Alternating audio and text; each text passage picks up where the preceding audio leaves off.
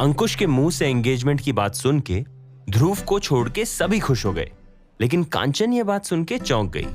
What? संस्कृति तो शादी कर रही है? I can't believe it. हाँ, बिलीव करना मुश्किल है, but it's true. मैं शादी कर रही हूँ। Wow, congratulations. ये कहकर कांचन वापस संस्कृति के गले लग गई। वो अपनी बचपन की दोस्त के लिए बहुत खुश थी। फिर कुछ सोचते हुए कांचन ने ध्रुव की ओर शर्मिंदगी से देखा, जैसे उसे कहना चाह रही हो कि उसका अपना ही बेस्ट फ्रेंड के बारे में अंदाजा गलत निकला। संस्कृति किसी से भी शादी के लिए हाँ कर देगी, ये उसने सोचा भी नहीं था। स्वाति ने आगे बढ़कर दोनों को बधाई दी। Congratulations to both of you. पहले डिसाइड कर लेते तो साथ में ही फेरे ले लेते। ग्रेट यार, लगता है इस साल कोई भी कुंवारा ही नहीं बचेगा। निखिल की बात सुन के सबको हंसी आ गई। कांचन ने हल्के से संस्कृति का हाथ पकड़ा। मुझे तो अभी भी बिलीव ही नहीं हो रहा। ये सच है कंचन। यार अंकुश, आई नो कि तुम कॉलेज से ही संस्कृति के दीवाने थे, but after almost 15 years, all this, how? तुमने अचानक आकर ऐसा क्या जादू किया कि मैडम सीधे शादी के लिए तैयार हो गई? जादू तो 15 साल पहले किया था, संस्कृति पर असर अभी हुआ है। चलो यार, लेट्स सेलिब्रेट। अभी होटल में ज्यादा लोग भी नहीं है, पार्टी करते।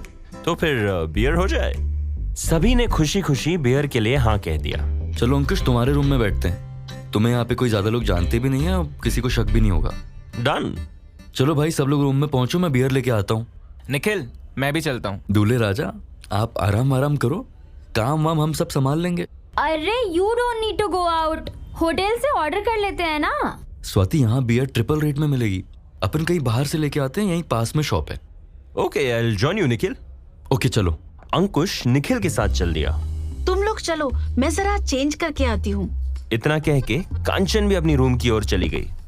अब वहाँ सिर्फ संस्कृति, ध्रुव और स्वाति रह गए थे। See you at अंकुश's room. मैं भी फ्रेश होकर आती हूँ। एक मिनट संस्कृति, Are you really going to marry अंकुश? हाँ, क्यों? मगर फिर तुम्हारे बॉयफ्रेंड का क्या होगा? कौन सा बॉयफ्रेंड? अरे तुम्हारे कितने बॉयफ्रेंड्स हैं? रिमेम्बर तुमने अपने बॉयफ्रेंड के पिक दिखाई थी, मैं उसकी बात कर रही हूँ। ओह हाँ, मेरा बॉयफ्रेंड। अरे वो तो ब्रेकअप हो गया। ब्रेकअप हो गया? तो तुम उससे शादी करने वाली थी ना? हाँ। संस्कृति को समझ में नहीं आ रहा था कि वो स्वाति के सवालों का क्या जवाब दे। उसकी दुविधा देख के ध्रुव स्वाति की ओर बढ़ा। अरे यार स्वाति, होगा कोई पर्सनल रीजन, लीव इट ना। बट ध्रुव, इतनी जल्दी बॉयफ्रेंड्स बदलना इज नॉट गुड। सॉरी संस्कृति, बट कल तुम अंकुश को भी तो छोड़ सकती हो ना। He is a very nice guy, बेचारे का दिल टूट जाएगा। संस्कृति से अब ज्यादा सुना नहीं गया। उसने स्वाति को सच बताने का फैसला किया। स्वाति, मैंने उस दिन कार में झूठ बोला था, मेरा कोई बॉयफ्रेंड नहीं था। क्या? तो वो जो पिक तुमने दिखाई थी वो फेक थी क्या? हाँ, just a random pick from Insta. Sanskriti, you are too much. लेकिन तुमने हम सबसे झूठ क्यों बोला? संस्कृति फिर से चुप हो गई। उसे समझ में नहीं आ रहा था कि क्या बोले। संस्कृति को तुम्हारे सवालों से डर लगता है, दैट्स व्हाई शी लाइड स्वाति। अगर ये कहती कि उसका कोई बॉयफ्रेंड नहीं है तो तुम उस पे फिर 10 सवालों की बौछार कर देती। संस्कृति को लगा यही मौका है स्वाति से बचकर निकलने का। Excuse me, I have to get fresh. मैं मिलती हूँ अंकुश के रूम में, ठीक है? इतना कह के संस्कृति जल्दी से लिफ्ट की ओर बढ़ गई। बाप रे, इस लड़की को तो लॉयर बनना चाहिए था, बाल की खाल निकाल देती है। अब ध्रुव और स्वाति रिसेप्शन के पास अकेले खड़े थे। बेचारा अंकुश किसके चक्कर में फंसे जा रहा है। संस्कृति तो उसको उंगलियों पर घुमाएगी, आई स्वेयर। हाँ, जैसे तुम मुझे घुमा रही हो। स्वाति ने ध्रुव को कोनी मारी। एक्सक्यूज मी, मैं तुम्हें घुमा रही हूँ? तभी होटल के एंट्री गेट से निखिल और अंकुश बियर का बैग लिए हुए अंदर आए।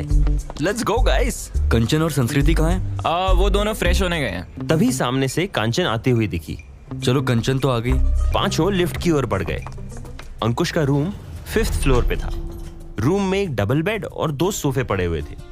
सोफे पे ध्रुव और निखिल बैठ गए और कांचन, स्वाति और अंकुश बिस्तर पे बैठ गए। तो बताओ, शादी की डेट फाइनल हुई?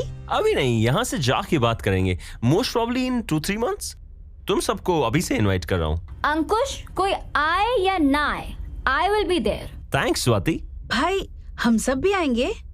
निखिल ने बियर की बोतल खोली और सब ने एक एक उठा ली। Cheers। स्वाति के दिमाग में अब भी संस्कृति और अंकुश के एंगेजमेंट को लेके बातें चल रही थी। अंकुश, हम जब एक साथ ट्रैवल कर रहे थे तब मुझे कहीं से भी ये आइडिया नहीं लगा कि तुम लोगों के बीच कुछ चल रहा है। सडनली ये सब कैसे हो गया? लव में तो सब कुछ सडनली ही होता है स्वाति। ये चट मंगनी पट ब्याह वाला मामला था। बस यूं समझ लो कि यूनिवर्स को हमें मिलाना था तो मिला दिया। हमें नहीं, संस्कृति और तुमको। हाँ स्वाति, मैं संस्कृति और अपनी ही बात कर रहा था। यू आर टू क्यूट या। You too.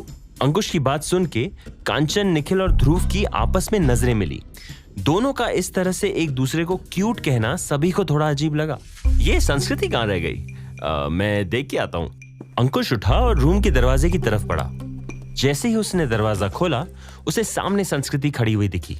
अरे, मैं तुम्हें ही देखने आ रहा था। कम कम, एवरीवनस वेटिंग। संस्कृति ने अपने कपड़े चेंज कर लिए थे।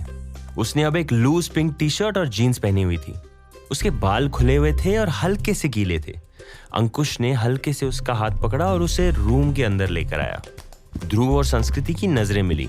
वाह मैडम, आप तो बहुत फ्रेश दिख रही है और हॉट भी। संस्कृति मुस्कुरा दी। फिर कांचन ने उसकी ओर बियर की बोतल बढ़ाई। संस्कृति ने ध्रुव को छोड़ के सभी की ओर देखा। Cheers. जहां सब बातें करते करते बियर पी रहे थे, वहीं ध्रुव सिर्फ बियर पीने में लगा था। जब तक सबने लगभग आधी बोतल पी, तब तक ध्रुव एक बोतल खत्म कर चुका था और दूसरी बियर भी लगभग आधी हो चुकी थी। यार आराम से पी, क्या बोतल पे बोतल खत्म किए जा रहा है? सच बता, गम में पी रहा है या खुशी में? Obviously खुशी में। It's double celebration. क्यों ध्रुव? यस। ध्रुव ने संस्कृति की ओर देखा। संस्कृति भी उसे ही देख रही थी। स्वाति अब हल्के से नशे में आ चुकी थी। उसने संस्कृति को छेड़ा। संस्कृति, I didn't understand. तुम्हारा अगर बॉयफ्रेंड नहीं था तो तुम ढाबे में फोन पे किससे बात कर रही थी? किसी से नहीं, it was a fake call. Sorry to say but Sanskriti, तुम मुझे एक बड़ी सी जलेबी की तरह बहुत उलझी हुई लगती हो। अंकुश, यू बी केयरफुल। हाँ, संस्कृति को मैं कॉलेज के टाइम से जानता हूँ। I know who she exactly is.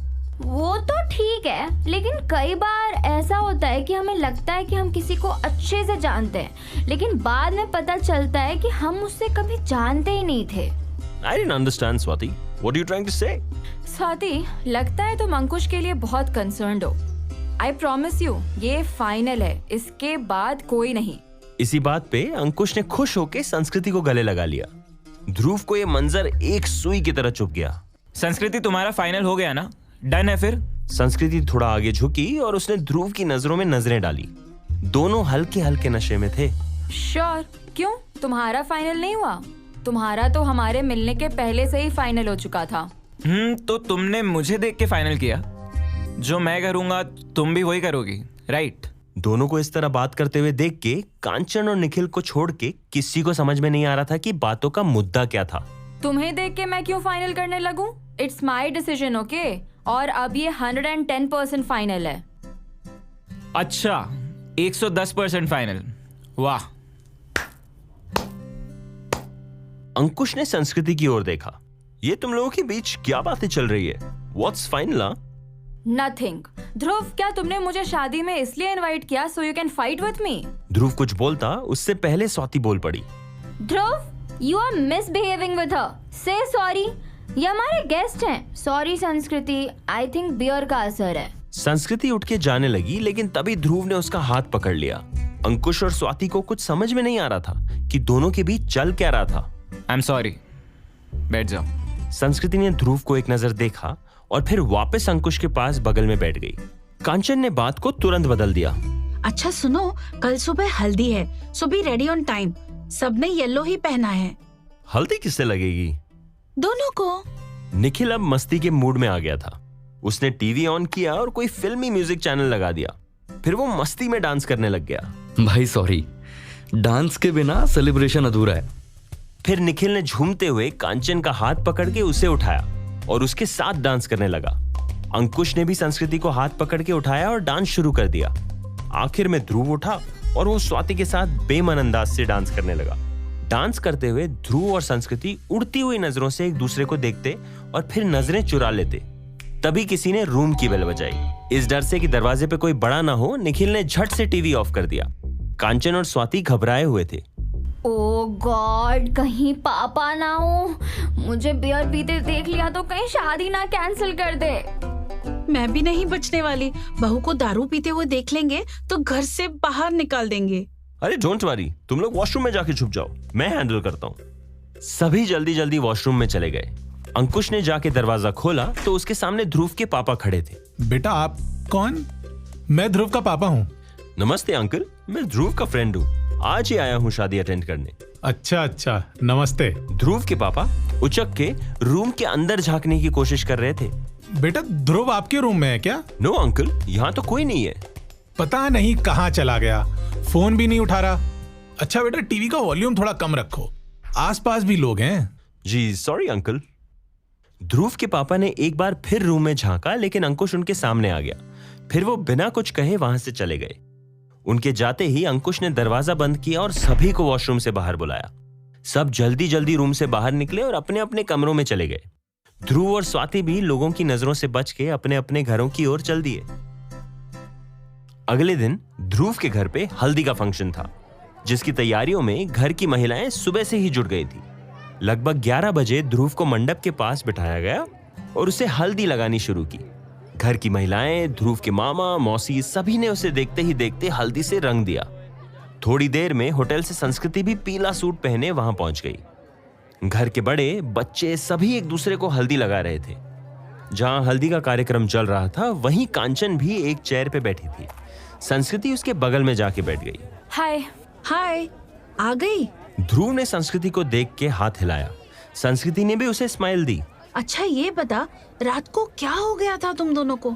छोड़ना यार, जब शादी में नहीं आ रही थी तो 10 बार फोन करके बुला रहा था और जब आ गई तो लड़ने लगा। इसी को कहते हैं प्यार। संस्कृति ने चिढ़ के कांचन को देखा और कांचन हंस दी। Oh sorry, just kidding.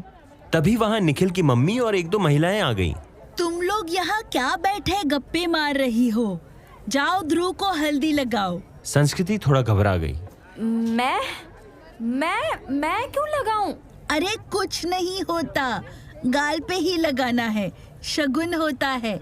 चलो जाओ। एक महिला ने दोनों का हाथ पकड़ा और ध्रुव के पास ले गई। वहीं एक बड़े थाल में हल्दी घुली हुई रखी थी और एक दो लेडीज ध्रुव को हल्दी लगा रही थी।